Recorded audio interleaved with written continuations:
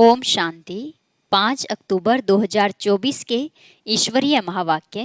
पहले सुनते हैं मुरली के मुख्य पॉइंट्स। बाबा ने कहा, पहला नंबर मूल है देह अभिमान। उसके बाद ही फिर और विकार आते हैं। देह अभिमान के आने से मनुष्य एक दो को दुख देने लगते हैं।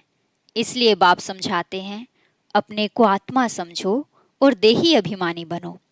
बाप कल्प कल्प आकर तुमको इस कल्प वृक्ष की सारी नॉलेज देते हैं, क्योंकि बीज रूप वही है, वही सत्य है, चैतन्य है। तो बाबा ने कहा, तुम्हें इस झाड़ को भी याद करना है और चक्र को भी याद करना है। फिर बाबा ने कहा, इस दुख धाम को भूलते जाओ, इससे तो पूरा वैराग्य होना चाहिए। यह सारी सृष्टि है ही कांटों का जंगल, और सतयुग है फूलों की दुनिया। वहां तुम सच्चा सोना हो। अभी योग बल से सारी खाद निकलकर बाकी आत्मा सच्चा सोना ही रह जाती है। मुख्य बात बाप यही इशारा देते हैं, ग्रस्त व्यवहार में रहते सिर्फ मामेकम याद करो। 8 घंटा याद में रहने का अभ्यास करो। याद करते करते आखरीन पवित्र बन बाप के पास चले जाएंगे और स्कॉलरशिप भी मिलेगी। अगर पाप रह गए तो फिर जन्म लेना पड़े। लास्ट में बाबा ने कहा, तुम हो ईश्वरीय संप्रदाय जो ईश्वर की राय पर चलते हो। तुम ही फिर दैवी संप्रदाय बनेंगे। यह बाजोली का खेल है जिसको समझना बहुत सहज है, परंतु माया भुला देती है और तुम्हें दैवी गुणों से आसुरी गुणों में ले आती है। अब तुम्हें फिर से ईश्वरीय मत पर चल दैवी गुण धारण करने हैं। और अब सुनते हैं महावाक्यों को विस्तार से। मुरली का सार। मीठे बच्चे, बाबा आया है तुम बच्चों से दुख धाम का संन्यास कराने।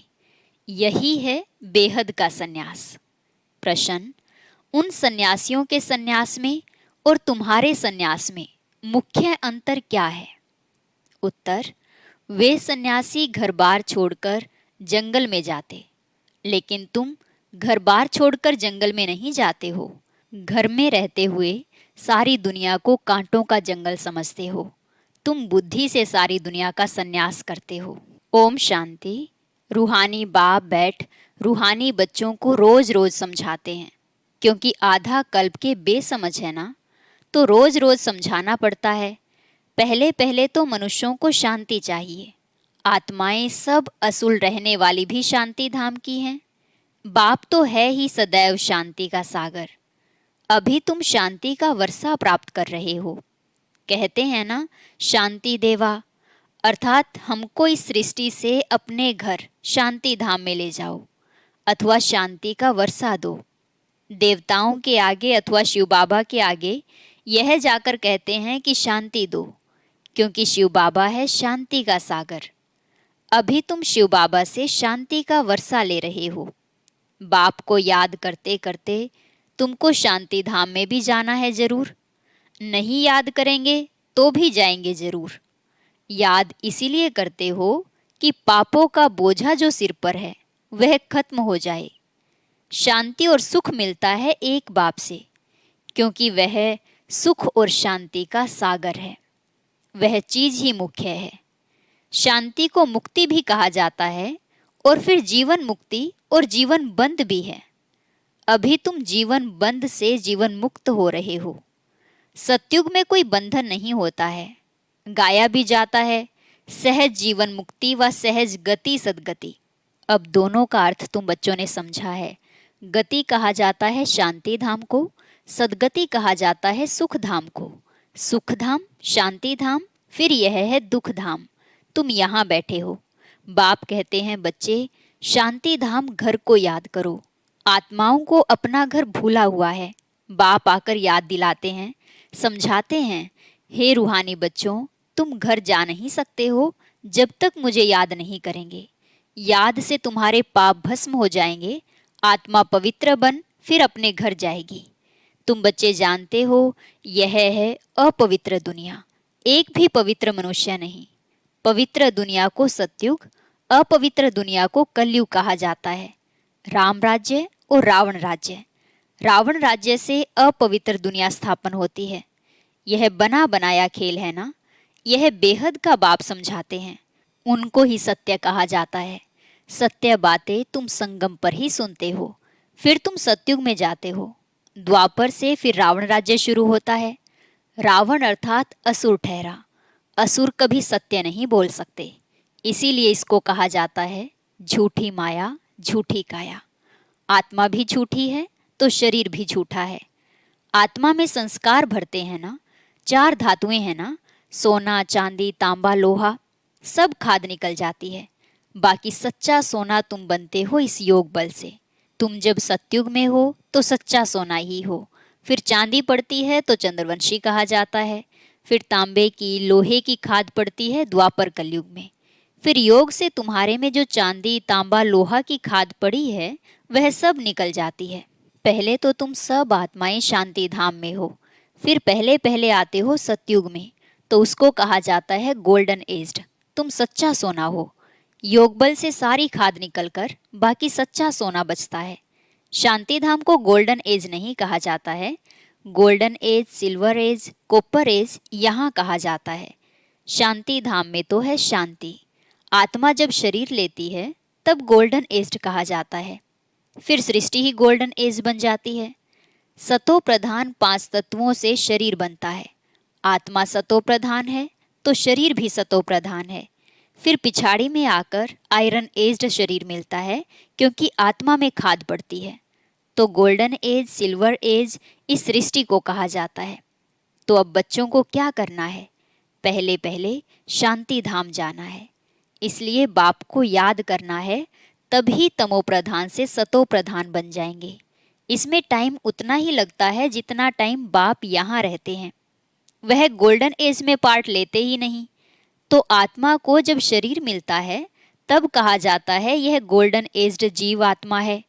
ऐसे नहीं कहेंगे गोल्डन एज्ड आत्मा, नहीं, गोल्डन एज्ड जीव आत्मा। फिर सिल्वर एज्ड जीव आत्मा होती है। तो यहाँ तुम बैठे हो, तुमको शांति भी है तो सुख भी प्राप्त है। तो क्या करना चाहिए? दुख धाम का सन्यास। इसको कहा जाता है बेहद का सन्यास। उन सन्यासियों का है हद का सन्यास। घर बार छोड़ जंगल में जाते हैं। उनको यह पता नहीं कि सारी सृष्टि ही जंगल है। यह कांटों का जंगल है। यह है कांटों की दुनिया, वह है फूलों की दुनिया। वह भल सन्यास करते हैं परंतु फिर भी कांटों की दुनिया में, जंगल में शहर से दूर दूर जाकर रहते हैं। उन्हों का है निवृत्ति मार्ग, तुम्हारा है प्रवृत्ति मार्ग। तुम पवित्र जोड़ी थे, अभी अपवित्र बने हो। उनको ग्रस्त आश्रम भी कहते हैं। सन्यासी तो आते ही बाद में हैं। इस्लामी बोधि भी बाद में आते हैं। क्रिश्चियन से कुछ पहले आते हैं। तो यह झाड़ भी याद करना है, चक्र भी याद करना है। बाप कल्प कल्प आकर कल्प वृक्ष की नॉलेज देते हैं, क्योंकि खुद बीज रूप है, सत्य है, चैतन्य है। इसलिए कल्प कल्प आकर कल्प वृक्ष का सारा राज समझाते हैं। तुम आत्मा हो, परंतु तुमको ज्ञान का सागर, सुख का सागर, शांति का सागर नहीं कहा जाता। यह महिमा एक ही बाप की है जो तुमको ऐसा बनाते हैं। बाप की यह महिमा सदैव के लिए है। सदैव वह पवित्र है और निराकार है। सिर्फ थोड़े समय के लिए आते हैं पावन बनाने। सर्वव्यापी की तो बात ही नहीं। तुम जानते हो बाप सदैव वहाँ ही रहते हैं। भक्ति मार्ग में सदैव उनको याद करते हैं। सतयुग में तो याद करने की दरकार ही नहीं रहती है। रावण राज्य में तुम्हारा चिल्लाना शुरू होता है, वही आकर सुख शांति देते हैं, तो फिर जरूर अशांति में उनकी याद आती है। बाप समझाते हैं हर 5000 वर्ष बाद मैं आता हूँ। आधा कल्प है सुख, आधा कल्प है दुख। आधा कल्प के बाद ही रावण राज्य शुरू होता है। इसमें पहला नंबर मूल है देह अभिमान। उसके बाद ही फिर और विकार आते हैं। अब बाप समझाते हैं अपने को आत्मा समझो, देही अभिमानी बनो। आत्मा की भी पहचान चाहिए। मनुष्य तो सिर्फ कहते हैं आत्मा भ्रिकुटी के बीच चमकती है। अभी तुम समझते हो वह है अकाल मूर्त। उस अकाल मूर्त आत्मा का तख्त यह शरीर है। आत्मा बैठती भी भ्रिकुटी में है। अकाल मूर्त का यह तख्त है। सब चैतन्य अकाल तख्त हैं। वह अकाल तख्त नहीं जो अमृतसर में लकड़ी का बना दिया है। बाप ने समझाया है जो भी मनुष्य मात्र है सबका अपना अपना अकाल तख्त है। आत्मा आकर यहाँ विराजमान होती है। सतयुग हो या कलयुग हो, आत्मा का तख्त है ही यह मनुष्य शरीर। तो कितने अकाल तख्त हैं? जो भी मनुष्य मात्र हैं, अकाल आत्माओं के तख्त हैं। आत्मा एक तख्त छोड़ झट दूसरा लेती है। पहले छोटा तख्त होता है, फिर बड़ा होता है। यह शरीर रूपी तख्त छोटा बड़ा होता है। वह लकड़ी का तख्त जिसको सिख लोग अकाल तख्त कहते हैं, वह तो छोटा बड़ा नहीं होता। यह किसको भी पता नहीं कि सब मनुष्य मात्र का अकाल तख्त यह ब्रिकुटी है। आत्मा अकाल है, कब विनाश नहीं होती। आत्मा को तख्त भिन्न भिन्न मिलते हैं। सतयुग में तुमको बड़ा फर्स्ट क्लास तख्त मिलता है, उनको कहेंगे गोल्डन एज्ड तख्त। फिर उस आत्मा को सिल्वर, कॉपर, आयरन एज्ड तख्त मिलता है। फिर गोल्डन एज्ड तख्त चाहिए तो जरूर पवित्र बनना पड़े। इसलिए बाप कहते हैं, मामेकम याद करो तो तुम्हारी खाद निकल जाएगी। फिर तुमको ऐसा दैवी तख्त मिलेगा। अभी ब्राह्मण कुल का तख्त है, पुरुषोत्तम संगम युग का तख्त है। फिर मुझ आत्मा को यह देवताई तख्त मिलेगा। यह बातें दुनिया के मनुष्य नहीं जानते। देह अभिमान में आने के बाद एक दो को दुख देते रहते हैं, इसलिए इनको दुख धाम कहा जाता है। अब बाप बच्चों को समझाते हैं, शांति धाम को याद करो जो तुम्हारा असली निवास स्थान है। सुख धाम को याद करो, इनको भूलते जाओ, इनसे वैराग्य। ऐसे भी नहीं सन्यासियों मिसल घर बार छोड़ना है। बाप समझाते हैं, वह एक तरफ अच्छा है, दूसरी तरफ बुरा है। तुम्हारा तो अच्छा ही है। उनका हठ योग अच्छा भी है, बुरा भी है। क्योंकि देवताएं जब वाम मार्ग में जाते हैं तो भारत को थामने के लिए पवित्रता जरूर चाहिए, तो उसमें भी मदद करते हैं। भारत ही अविनाशी खंड है। बाप का भी आना यहाँ होता है, तो जहाँ पर बेहद का बाप आते हैं वह सबसे बड़ा तीर्थ हो गया ना। सर्व की सदगति बाप ही आकर करते हैं, इसलिए भारत ही ऊंचते ऊंच देश है। मूल बात बाप समझाते हैं, बच्चे याद की यात्रा में रहो। गीता में भी मन मनाभव अक्षर है, परंतु बाप कोई संस्कृत तो नहीं बतलाते हैं। बाप मन मनाभव का अर्थ समझाते हैं। देह के सब धर्म छोड़ अपने को आत्मा निश्चय करो। आत्मा अविनाशी है, वह कभी छोटी बड़ी नहीं होती। अनादि अविनाशी पार्ट भरा हुआ है, ड्रामा बना हुआ है। पिछाड़ी में जो आत्माएं आती हैं उनका बहुत थोड़ा पार्ट है। बाकी टाइम शांति धाम में रहते हैं, स्वर्ग में तो आ ना सके। पिछाड़ी को आने वाले वहाँ ही थोड़ा सुख, वहाँ ही थोड़ा दुख पाते हैं। जैसे दिवाली पर मच्छर कितने ढेर निकलते हैं, सुबह को उठकर देखो तो सब मच्छर मरे पड़े होंगे। तो मनुष्यों का भी ऐसे है। पिछाड़ी में आने वालों की क्या वैल्यू रहेगी, जैसे जानवर मिसल ठहरे। तो बाप समझाते हैं, यह सृष्टि का चक्र कैसे फिरता है। मनुष्य सृष्टि रूपी झाड़ छोटे से बड़ा, बड़े से छोटा कैसे होता है। सतयुग में कितने थोड़े मनुष्य, कलयुग में कितनी वृद्धि हो झाड़ बड़ा हो जाता है। मुख्य बात बाप ने इशारा दिया है, ग्रस्त व्यवहार में रहते मामेकम याद करो। 8 घंटा याद में रहने का अभ्यास करो। याद करते करते आखिरीन पवित्र बन बाप के पास चले जाएंगे तो स्कॉलरशिप भी मिलेगी। पाप अगर रह जाएंगे तो फिर जन्म लेना पड़े। सजाएं खाते हैं फिर पद भी कम हो पड़ता है। हिसाब किताब चुकतू तो सबको करना है। जो भी मनुष्य मात्र हैं अभी तक भी जन्म लेते रहते हैं। इस समय देखेंगे भारतवासियों से क्रिश्चियन की संख्या ज़्यादा है, वह फिर सेंसिबल भी हैं। भारतवासी तो 100% सेंसिबल थे, सो अब फिर नॉन सेंसिबल बन गए हैं। क्योंकि यही 100% सुख पाते हैं, फिर 100% दुख भी यही पाते हैं। वह तो आते ही पीछे हैं। बाप ने समझाया है, क्रिश्चियन डायनेस्टी का श्री कृष्ण डायनेस्टी से कनेक्शन है। क्रिश्चियन ने राज्य छीना, फिर क्रिश्चियन डायनेस्टी से ही राज्य मिलना है। इस समय क्रिश्चियन का जोर है, उन्हों को भारत से ही मदद मिलती है। अभी भारत भूख मरता है तो रिटर्न सर्विस हो रही है। यहाँ से बहुत धन, बहुत हीरे जवाहर आदि वहाँ ले गए हैं। बहुत धनवान बने हैं तो अब फिर धन पहुँचाते रहते हैं। उनको मिलने का तो है नहीं, तो अब तुम बच्चों को तो कोई पहचानते नहीं है। अगर पहचानते तो आकर राय लेते। तुम हो ईश्वरीय संप्रदाय, जो ईश्वर की राय पर चलते हो। वही फिर ईश्वरीय संप्रदाय से दैवी संप्रदाय बनेंगे, फिर क्षत्रिय वैश्य शूद्र संप्रदाय बनेंगे। अभी हम सो ब्राह्मण हैं, फिर हम सो देवता, हम सो क्षत्रिय। हमसों का अर्थ देखो कितना अच्छा है। यह बाजोली का खेल है जिसको समझना बहुत सहज है, परंतु माया भुला देती है, फिर दैवी गुणों से आसुरी गुणों में ले आती है। अपवित्र बनना आसुरी गुण है ना।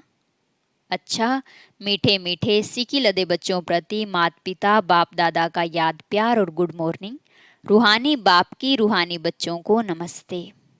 रूहानी बच्चों की रूहानी बाप दादा को नमस्ते नमस्ते, गुड मॉर्निंग, शुक्रिया बाबा, शुक्रिया। धारणा के लिए मुख्य सार। स्कॉलरशिप लेने के लिए ग्रस्त व्यवहार में रहते कम से कम 8 घंटा बाप को याद करने का अभ्यास करना है। याद के अभ्यास से ही पाप कटेंगे और गोल्डन एज्ड तख्त मिलेगा। दूसरा पॉइंट, इस दुख धाम से बेहद का वैराग्य कर अपने असली निवास स्थान शांति धाम और सुख धाम को याद करना है। देह अभिमान में आकर किसी को दुख नहीं देना है। वरदान, कर्मों के हिसाब किताब को समझकर अपनी अचल स्थिति बनाने वाले सहज योगी भव। कर्मों के हिसाब किताब को समझकर अपनी अचल स्थिति बनाने वाले सहज योगी भव। चलते चलते अगर कोई कर्मों का हिसाब किताब सामने आता है तो उसमें मन को हिलाओ नहीं, स्थिति को नीचे ऊपर नहीं करो। चलो आया तो परख कर उसे दूर से ही खत्म कर दो। अभी योद्धे नहीं बनो। सर्वशक्तिवान बाप साथ है तो माया हिला नहीं सकती। सिर्फ निश्चय के फाउंडेशन को प्रैक्टिकल में लाओ और समय पर यूज करो तो सहज योगी बन जाएंगे। अब निरंतर योगी बनो, युद्ध करने वाले योद्धे नहीं। स्लोगन, डबल लाइट रहना है तो अपनी सर्व जिम्मेवारियों का बोझ बाप हवाले कर दो। डबल लाइट रहना है तो अपनी सर्व जिम्मेवारियों का बोझ बाप हवाले कर दो। ओम शांति। अब सुनते हैं आज की अव्यक्त मुरली। इसके लिए ऊपर दिए गए बॉक्स पर क्लिक करें।